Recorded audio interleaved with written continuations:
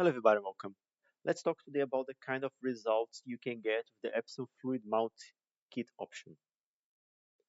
Here is a photo I took using Porter 160 on my interpret, and I'm using a 240 millimeters 5.6 lens.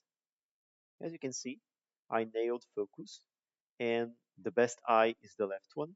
It's very sharp. I didn't add any sharpening to this picture. I only downscaled it a bit, so it's 12,000 pixels by 15,000 pixels at 1 gig. As you can see, the depth of field is very shallow. The right eye is a bit less sharp.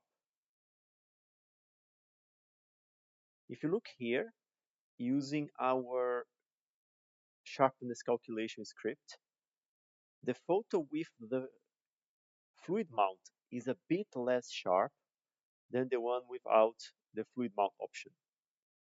And this makes a lot of sense because there is one less layer of glass between the picture and the scanner sensor when you're scanning using the factory supplied kit.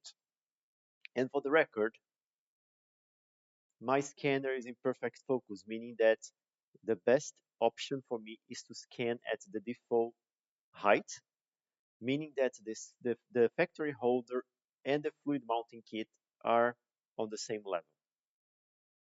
So now let's see when it's helpful to have fluid mounting.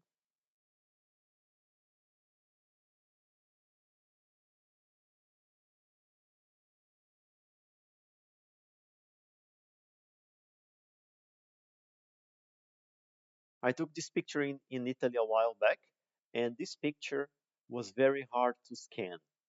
It's a 35 millimeter Forma 100 shot, and I couldn't get it very sharp. First, it was very dusty, and second, the film would not sit flat on the holder, and I could not get a sharp result.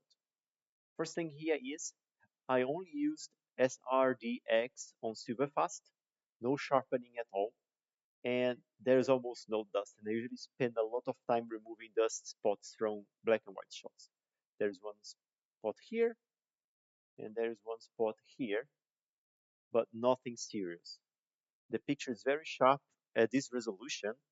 It's probably even more than most reviews claim the Epson scanner can reach in terms of details. Yeah, the lightning rod here is very sharp, the cross is very sharp, and you can see a lot of detail throughout the picture. This picture was taken with a Nikon F6 and 50 millimeters f1.8 lens. It's a lens that is super sharp and has no distortion at all. So this is a case where, of course, without the accessory, the image is potentially sharper, but if half of your film is out of focus, you're going to get a better result throughout the whole picture by having the fluid mounting kit help the film sit flat. And I could really print this huge.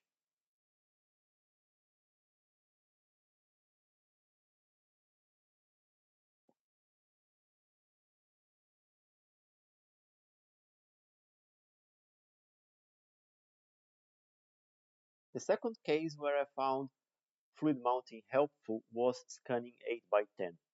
There was no way I could get 8 by 10 film to sit flat on my scanner.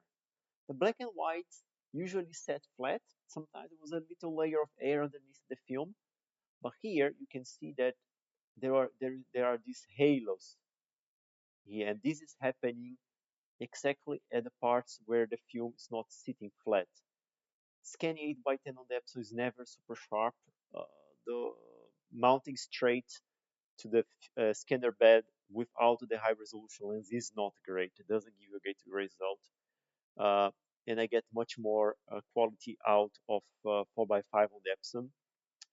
But for a project I'm working on, 8 by 10 is important. And I was doing some test shots here to see the dynamic range of the different slide films. And this is not good.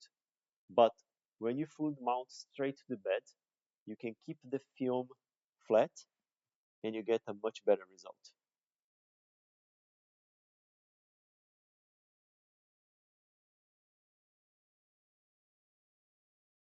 See here, there are no halos, and the image is much sharper than the previous one. You can also see that the dust spot is gone, and overall, I like this picture a bit more. I don't see, there are a few differences with color rendition, I think. That could be also due to fluid mounting, but overall, it's a better result than without fluid mounting. And yeah, I know this picture is underexposed and dark. I was doing a test, a dynamic range test on purpose. So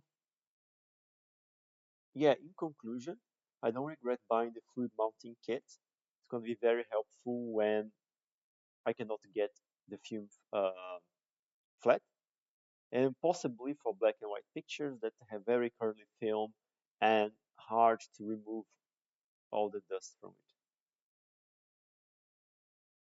it. And I think that's it. Thanks for watching.